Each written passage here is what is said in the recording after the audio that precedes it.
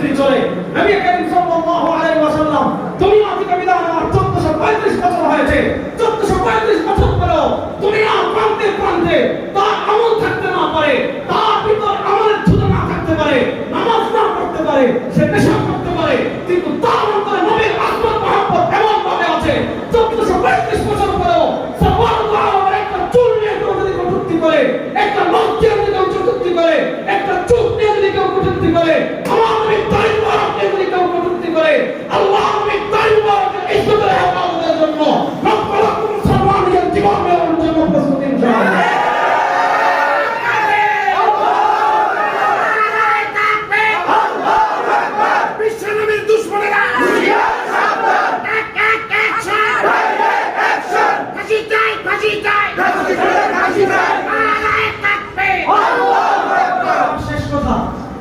বাংলাদেশে আপনি যা ইচ্ছা